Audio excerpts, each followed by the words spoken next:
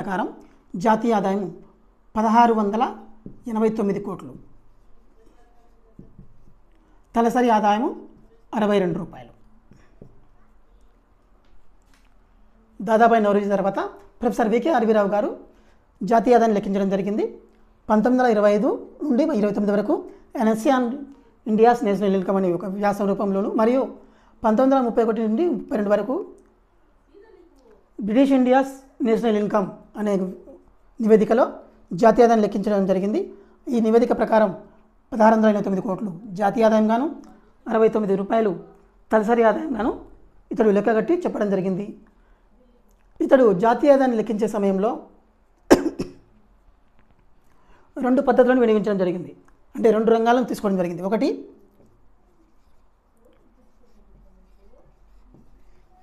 వ్యవసాయ రంగము, రెండోది కార్పొరేషన్ రంగం.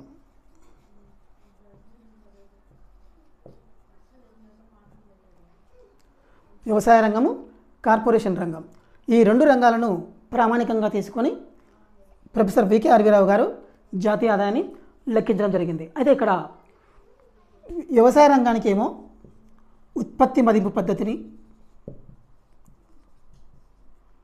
వ్యవసాయ రంగానికి ఉత్పత్తి మదింపు పద్ధతిని, కార్పొరేషన్ రంగానికి ఆదాయ మదింపు పద్ధతిని అనుసరించడం జరిగింది. ప్రొఫెసర్ వికే ఆర్వీరావు గారు 1931-32 సంవత్సరంలో లెక్కించిన జాతీయ ఆదాయం ప్రకారం 1689 కోట్లు, తలసరి ఆదాయం 62 రూపాయలుగా నిర్ధారించడం జరిగింది. అయితే ఇతను ఈ జాతీయ ఆదాయం లెక్కించడానికి తీసుకున్న ప్రమాణాలు వచ్చేసి 2 రంగాలను ప్రమాణాలుగా తీసుకోవడం జరిగింది. ఒకటి వ్యవసాయ రంగము, 2 కార్పొరేషన్ రంగం. వ్యవసాయ రంగాన్ని ఏమో ఉత్పత్తి మదింపు పద్ధతి ఆధారంగాను, కార్పొరేషన్ రంగాన్ని ఆదాయ మదింపు పద్ధతి ఆధారంగాను ఇతడు జాతీయ ఆదాయాన్ని లెక్కించడం జరిగింది. ఏ పద్ధతి అయితే వికే ఆర్వీరావు గారు అనుసరించారో అదే పద్ధతిని ఇప్పటికీ కూడా భారత ప్రభుత్వము అనుసరిస్తోంది అని చెప్పుకోవచ్చు. కాబట్టి ఇతడు ఇచ్చిన ప్రమాణాలు చాలా నిర్దిష్టమైనవి, ఖచ్చితమైనవి. కాబట్టే బ్రిటిష్ ఇండియా కాలం నుండి ఇప్పటి వరకు కూడా జాతీయ ఆదాయాన్ని లెక్కించడానికి ఏ పద్ధతి అయితే వికే ఆర్వీరావు గారు అనుసరించారో అదే పద్ధతిని ఆ తర్వాత వచ్చిన ప్రభుత్వాలు ఇప్పటికీ అనుసరిస్తున్నాయి, ఇక ముందు కూడా అనుసరిస్తాయని చెప్పుకోవచ్చు. అయితే ఇక్కడ ఉత్పత్తి పద్ధతిలో వికే ఆర్వీరావు గారు మొత్తము 6 రంగాలను ఎంపిక చేసుకోవడం జరిగింది. వ్యవసాయ రంగంలో ఉత్పత్తి పద్ధతి ద్వారా జాతీయ ఆదాయం లెక్కించడానికి ఇతడు ప్రధానంగా 6 రంగాలు తీసుకోవడం జరిగింది. అదొకటి పరిశ్రమలు, వర్తకం, రవాణా, ప్రభుత్వ సర్వీసులు, జీవనాధార వృత్తులు, కళలు, దేశీయ సర్వీసులు. 1 పరిశ్రమలు, 2 వర్తకం, 3 రవాణా, 4 ప్రభుత్వ సేవలు, 5 జీవనాధార వృత్తులు, కళలు, 6 దేశంలో లభిస్తున్నటువంటి ఇతర ప్రభుత్వ రంగ ప్రైవేట్ రంగ సేవలు. ఈ విధంగా మొత్తం వ్యవసాయ రంగంలో ఉత్పత్తి పద్ధతిలో మదింపు చేయడానికి ప్రొఫెసర్ వికే ఆర్వీరావు గారు ఎంపిక చేసుకున్న ఈ 6 రంగాలు. అదేవిధంగా ఆదాయ మదింపు పద్ధతికి 5 రంగాలు సెలెక్ట్ చేసుకున్నారు. అవి ఏమిటంటే 1 వ్యవసాయం, 2 పచ్చిక బయళ్ళు, 3 గనులు, 4 అడవులు, 5 చేపల వేట. 1 వ్యవసాయం, 2 పచ్చిక బయళ్ళు, 3 గనులు, 4 అడవులు, 5 చేపలు పట్టడం. ఈ విధంగా ఉత్పత్తి మదింపు పద్ధతికి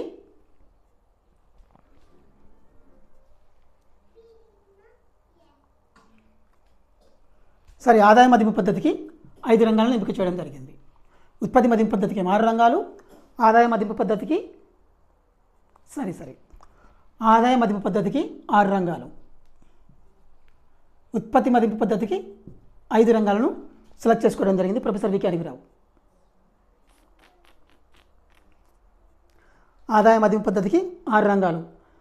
6 రంగాలు ఏంటంటే పరిశ్రమలు, వర్తకం, రవాణా, ప్రభుత్వ సర్వీసులు, జీవనాధార వృత్తులు, కళలు, దేశీయ సర్వీసులు. ఈ 6 రంగాలు ఆదాయ మదింపు పద్ధతికి సెలెక్ట్ చేసుకోవడం జరిగింది. పరిశ్రమలు, వర్తకం, రవాణా, ప్రభుత్వ సర్వీసులు, కళలు, వృత్తులు, దేశీయ సర్వీసులు. వ్యవసాయ రంగం సంబంధించి ఉత్పత్తి మదింపు పద్ధతికి అయినట్లయితే 5 రంగాలు ఎంచుకోవడం జరిగింది. అది 1 వ్యవసాయం, 2 పచ్చిక బయళ్ళు, 3 గనులు, 4 అడవులు, 5 చేపలు పట్టడం.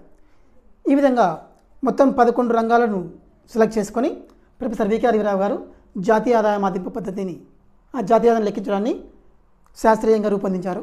అదే పద్ధతిని నేటి వరకు కూడా మనము అనుసరిస్తున్నాము.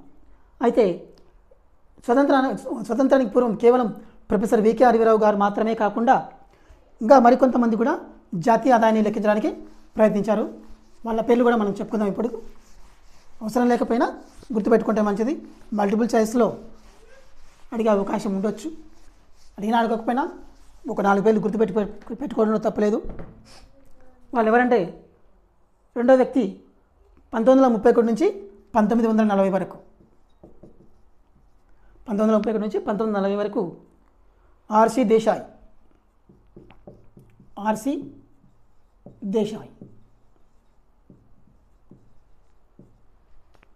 అదేవిధంగా జేఆర్ హిక్స్, ఎం ముఖర్జీ, అంతేకాకుండా ఎస్కే ఘోష్, జేఆర్ హిక్స్,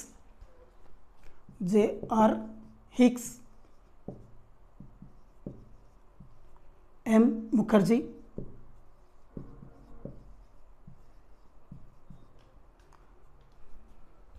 ఆ తర్వాత ఎస్కే ఘోష్.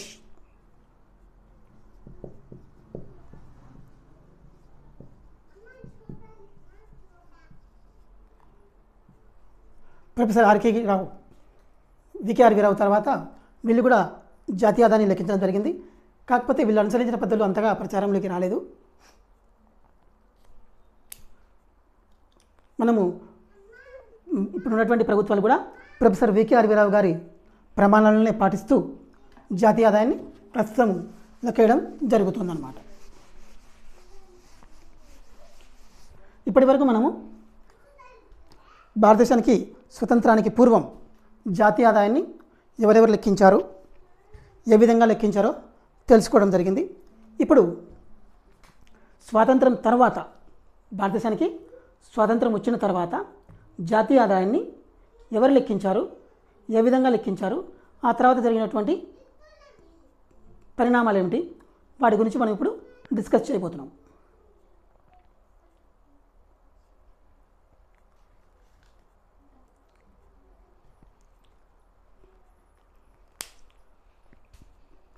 భారతదేశానికి స్వతంత్రం వచ్చిన తర్వాత సమగ్రమైన గణాంకాలతో జాతీయ ఆదాయాన్ని రూపొందించాలనే ఉద్దేశంతో 1949వ సంవత్సరంలో జాతీయ ఆదాయ కమిటీని వేయడం జరిగింది. జాతీయ ఆదాయ అంచనాల కమిటీని 1949వ సంవత్సరంలో ఒక కమిటీని ఏర్పాటు చేయడం జరిగింది. ఇది త్రిసభ్య committee.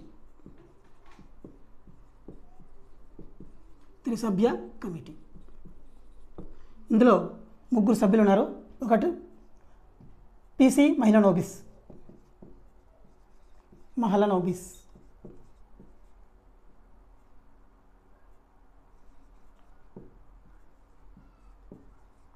2 V K R V Rao, 3 D R Gadgil,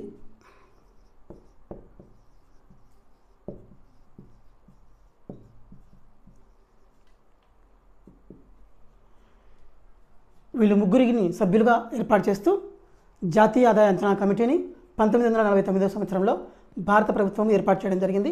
ఈ కమిటీకి అధ్యక్షునిగా పిసి మహలనోబిస్ను, వీళ్ళిద్దరిని సభ్యులుగా అపాయింట్ చేయడం జరిగింది భారత ప్రభుత్వం. దీనిని హై పవర్ ఎక్స్పర్ట్ కమిటీ కూడా అంటారు. ఈ జాతీయ ఆదాయ అంచనాల కమిటీనే హై పవర్ ఎక్స్పర్ట్ కమిటీ అని కూడా అంటారు. ఈ కమిటీ తన నివేదికను 2 విడతలుగా ఇవ్వడం జరిగింది. మొదటి నివేదిక 1950 కోట్లోను, రెండవ నివేదిక 1954లోను ఇవ్వడం జరిగింది. ఈ జాతీయ ఆదాయ అంచనాల కమిటీ తన జాతీయ ఆదాయ అంచనాలపై వారు రూపొందించిన నివేదికను 2 సార్లు ఇవ్వడం జరిగిందనమాట. మొదటి నివేదిక జాతీయ ఆదాయాన్ని ఏ విధంగా లెక్కించాలి, దానిలో ఉన్నటువంటి అంశాలు ఏమిటి అనే రూపంలో మొదటి నివేదిక ఇవ్వడం జరిగింది. రెండవ నివేదికలో జాతీయ ఆదాయాన్ని రూపొందించి అందజేయడం జరిగిందనమాట. అయితే ఇక్కడ ఈ నివేదికలో 1956వ సంవత్సరానికి 1956వ సంవత్సరానికి గాను 1948, 49 ఆధార సంవత్సరంగా తీసుకొని 1948, 49వ సంవత్సరాన్ని ఆధార సంవత్సరం అంటే బేస్ ఇయర్గా తీసుకొని 1954వ సంవత్సరానికి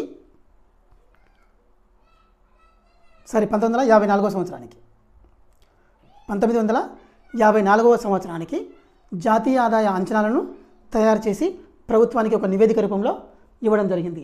ఈ కాలానికి భారతదేశం యొక్క జాతీయ ఆదాయము 8,710 కోట్లు, తలసరి ఆదాయము 225 రూపాయలు. 1954వ సంవత్సరానికి గాను 1948, 49 స్థిర ధరల ద్వారా లేదా బేస్ ఇయర్ ద్వారా భారతదేశం యొక్క జాతీయ ఆదాయం 8,710 కోట్లు, తలసరి ఆదాయము 225 రూపాయలుగా నిర్ధారించడం జరిగింది. అప్పటి నుండి మన దేశంలో జూన్ 29వ తేదీని జాతీయ గణాంక దినోత్సవంగా జరపడం జరుగుతుందన్నమాట. జూన్ 29వ తేదీని జాతీయ గణాంక దినోత్సవంగా భారత ప్రభుత్వం నిర్వహించడం జరుగుతుంది ప్రతి సంవత్సరం. ఈ జూన్ 29ని ఎందుకు తీసుకున్నారు ప్రామాణికంగా అంటే, ఈ జూన్ 29వ తేదీన పీసీ మహిళనోబిస్ ఈ జాతీయ అంచనాల కమిటీ యొక్క అధ్యక్షుడు ఎవరైతే ఉన్నారో అతని యొక్క పుట్టినరోజు అయినటువంటి జూన్ 29వ తేదీని జాతీయ గణాంకాల దినోత్సవంగా అంటే అతనికి గౌరవార్థం ఈ జూన్ 29ని జాతీయ గణాంక దినోత్సవంగా భారత ప్రభుత్వం నిర్వహిస్తుంది. అయితే అంతర్జాతీయంగా మాత్రం అక్టోబర్ 20వ తేదీ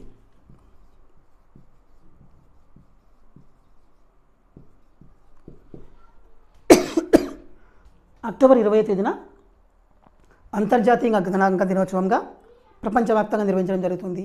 దీన్ని ఐక్యరాజ్య సమితి ప్రకటించడం జరిగిందనమాట. ఇది స్వతంత్రం వచ్చిన తర్వాత భారతదేశంలో జాతీయ ఆదాయాన్ని రూపొందించడానికి భారత ప్రభుత్వం రూపొందించినటువంటి అంచనాల కమిటీకి సంబంధించినటువంటి అంశాలు. నెక్స్ట్ ఈరోజు చివరి అంశంగా భారతదేశం ఏర్పాటు చేసినటువంటి జాతీయ ఆదాయ కమిటీ యొక్క ముఖ్య అంశాలు ఏమేమి ఉన్నాయో చెప్పుకుందాం. ఇప్పుడు ఈ త్రిసభ్య కమిటీ భారత ప్రభుత్వానికి తన నివేదిక సమర్పించని చెప్పుకున్నాం ఇంతవరకు మనం. అయితే ఈ నివేదికలో ఉన్నటువంటి ముఖ్యమైన అంశాలు చెప్పుకుందాం ఇప్పుడు.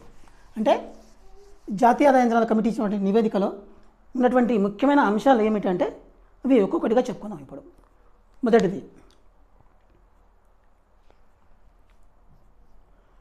గనులు, ఉత్పాదక రంగం, చేతి వృత్తులు, వ్యాపారం. మొత్తం జాతీయ ఆదాయంలో గనులు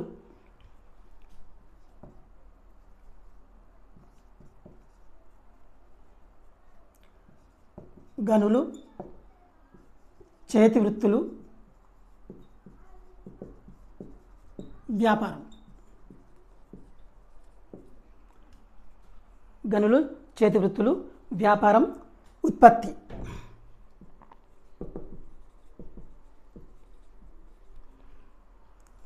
ఈ రంగాల వాటా మొత్తం జాతీయ ఆదాయంలో ఎంత ఉందంటే 1/6 వంతు ఉంది. జాతీయ ఆదాయ అంచనా కమిటీ ఇచ్చినటువంటి నివేదికలో గనులు, చేతి వృత్తులు, వ్యాపారం ద్వారా వచ్చినటువంటి ఆదాయం జాతీయ ఆదాయంలో ఎంత ఉందంటే 1/6 వంతు. ఆ తర్వాత రెండవది విదేశీ వాణిజ్యం, రవాణా, సమాచారం. విదేశీ వాణిజ్యం, రవాణా,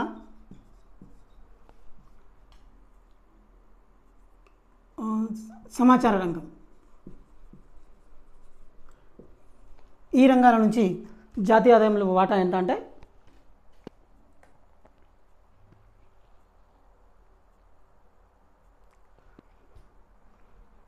ఇది కూడా 1/6 వంతు అని చెప్పుకోవచ్చు. ఆ తర్వాత పాలనాపరమైన దేశీయ సేవలు, గృహరంగము, కళలు. దేశీయ సేవలు,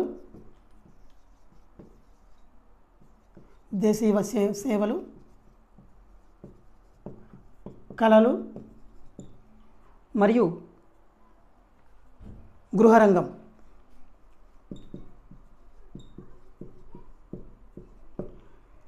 వీటి వల్ల జాతీయ ఆదాయం వాటా ఎంత అంటే 15%.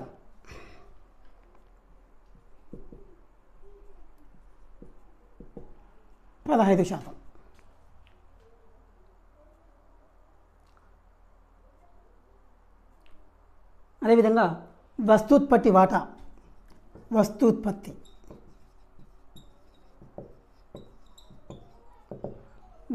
వాటా ఎంత ఉందంటే 2/3 వంతు. వస్తూత్పత్తి వాటా 2/3 వంతు. అదేవిధంగా సేవలు 1/3. సేవలు 1/3. అంతేకాకుండా ఇవి జాతీయ అధ్యయన కమిటీ ఇచ్చినటువంటి నివేదికలో ఉన్నటువంటి ముఖ్యమైన అంశాలు అన్నమాట. గనులు, చేతివృత్తులు, వ్యాపారము, ఉత్పాదక వస్తువుల వాటా ఎంత అంటే 1/6 వంతు మొత్తం జాతీయ ఆదాయంలో. అదేవిధంగా విదేశీ వ్యాపారము, రవాణా, సమాచార రంగం ద్వారా వచ్చే వాటా 1/6 వంతు. దేశీయ సేవలు మరియు కళలు, గృహరంగం ఇవి 15%. వస్తూత్పత్తి 2/3 వంతు, సేవలు 1/3 వంతుగా తేల్చేయడం జరిగిందనమాట. ఇకపోతే మొత్తం జాతీయ ఆదాయంలో దోష శాతం అంటే ఏమైనా తప్పులు ఉండొచ్చు అని భావించినట్లయితే ఆ దోష శాతము 10%గా నిర్ధారించడం జరిగింది. అంటే వాళ్ళు ఇచ్చిన నివేదికలో 90% వాస్తవ అంశాలు ఉన్నాయి. ఏమైనా దోషాలు ఉన్నట్లయితే అది కేవలము 10% మాత్రమే ఉండొచ్చు అని ఈ జాతీయ ఆదాయ అంచనాల కమిటీ నిర్ధారించడం జరిగింది. ఈ విధంగా స్వతంత్ర భారతదేశంలో మొట్టమొదటిసారిగా భారతీయుల చేత భారతదేశం యొక్క జాతీయ ఆదాయాన్ని గణించడం వల్ల ఇది భారతదేశ చరిత్రలో ఒక మైలురాయిగా చెప్పుకోవచ్చు. భారతదేశ చరిత్రలో ఒక మైలురాయిగా మనము చెప్పుకోవచ్చు అన్నమాట. 1949లో ఏర్పాటు చేసినటువంటి ఈ జాతీయ ఆదాయ కమిటీ ఇచ్చినటువంటి నివేదిక భారతదేశ చరిత్రలో ఒక మైలురాయిగా చెప్పుకోవచ్చు. ఇంతటితో జాతీయ ఆదాయంలో ముఖ్యమైన అంశాలు మనం కొన్ని పూర్తి చేసుకోవడం జరిగింది. నెక్స్ట్ క్లాస్లో జాతీయ ఆదాయంలో ఎదురయ్యే సమస్యలు ఏమిటి, జాతీయ ఆదాయంలో శ్రేణులు మరియు అంచనాలు ఏ విధంగా లెక్క కట్టేవారు, ఏ సంవత్సరాలు లెక్క కట్టారు, ఇప్పటి వరకు మనం ఏ సవరణలో ఉన్నాము, ఎన్నిసార్లు జాతీయ ఆదాయ సంవత్సరాలను సవరించారు, అంతేకాకుండా జాతీయ ఆదాయంలో లెక్కించడంలో ఉన్నటువంటి ఆచరణాత్మక సమస్యలు ఏమిటి, భావాత్మక సమస్యలు ఏమిటి, అంతేకాకుండా వివిధ రంగాల నుంచి లభించే జాతీయ ఆదాయము ఏ విధంగా ఉంది అంటే ప్రాథమిక రంగం నుంచి, ద్వితీయ రంగం నుంచి, తృతీయ రంగం నుంచి, ఈ విధంగా వివిధ రంగాల నుంచి జాతీయ ఆదాయాన్ని ఏ విధంగా వస్తుంది, ఎంత వస్తుంది,